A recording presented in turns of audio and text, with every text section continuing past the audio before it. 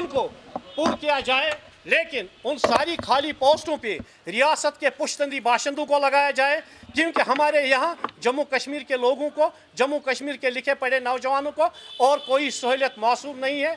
जब भी यहाँ कश्मीर का कोई बच्चा कॉलेज से या यूनिवर्सिटी से फारिग होकर निकलता है तो उसकी सारी नज़रें सरकार पे लगी होती है कि सरकार हमें सरकारी नौकरी दे। एक बार फिर मैं सरकार से इन तीनों मामलात से गुजारिश करता हूं कि वो जल्द अज जल्द इन मामलात को हल करे।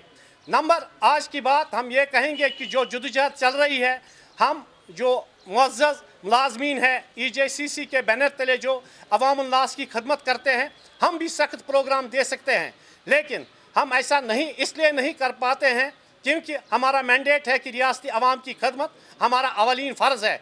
हम जो सरकार से तनख्वाह हासिल करते हैं वो गरीब लोगों का टैक्स का पैसा होता है और हम किसी भी सूरत में अपने अवामुल नास को किसी मुश्किल में नहीं डालना चाहते, मगर सरकार हमारी इस नेक नीति को हमारी कमज़ोरी न समझे और जल्द अज जल्द इन मुतालबात को हल करे। साथ ही मैं तमाम आर्जी मुलाजमीन को, चाहे किसी भी महकमे से ताल्लुक़ रखता हो, उनको यकीन दिलाता हूँ कि हमारी तंजीम employ joint consultative committee Jammu Kashmir आपके हर उस मामलात और हल मुतालबे के साथ शाना बशाना खड़ी है और खड़ी रहेगी। एक बार फिर मैं सरकार से मुतालबा करूँगा कि इन सारे मसाइल को जल्द अज जल्द हल करें। दूसरा हमारा एक मुद्दा यहाँ पे ये है कि जम्मू डिवीज़न में हमारे फेयर प्राइस शॉप डीलरों ने हड़ताल की हुई है।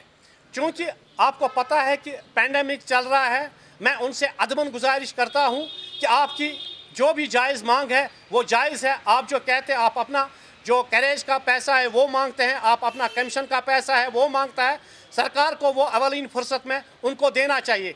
मगर हमने ज़िम्मा ये भी रखा है कि हम इस रियासत के पुश्तंदी बाशिंदे हैं, हम अपने लोगों को किसी सख्ती में नहीं डालना चाहते हैं। मैं उनसे अदमन गुजारिश करूँगा कि वो अपने प्रोग्राम पे नज़रसानी करें। उसके साथ साथ हम उनके मामलात को एडवाइज़र चीफ सेक्रेटरी साहब या LG साहब तक पहुंचाएंगे। एक बार फिर मैं आप सब दोस्तों का शुक्रिया अदा करता हूं कि आपने रियासती मुलाजमीन की हमेशा जो उनके मुतालबात थे वो सरकार तक पहुंचाए।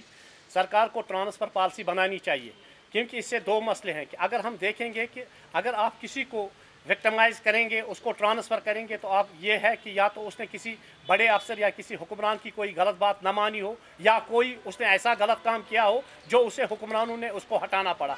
हमारी उन जो ट्रांसफ़र हुए हैं, अगर वो गैर ज़रूरी तो ट्रांसफ़र हुए होंगे तो हम उनके साथ रहेंगे, मगर शर्त यही है कि जायज़ तरीके या नाजायज़ तरीक़ों को पहले हम परखेंगे, उसके बाद हम बोलेंगे कि सही क्या है और गलत क्या है।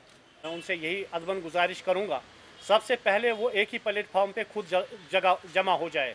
दूसरा ये कि आपको पता है कि कोविड-19 महामारी पैंडेमिक एक ख़तरनाक जानलेवा चीज़ है।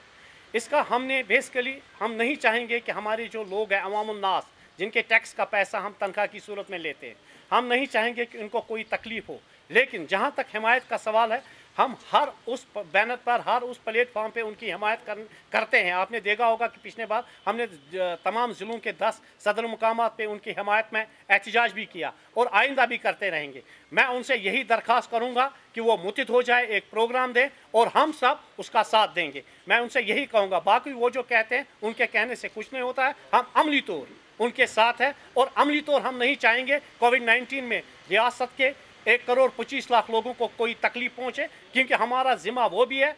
क्योंकि कोविड-19 में आपको पता है कि किस तरह रियासत के मुलाजमीन, हमारे डॉक्टर साहबान, पैरामेडिकल स्टाफ, हमारे municipality local bodies, urban local bodies के लोग, फूड सप्लाईज, PHE के लोग,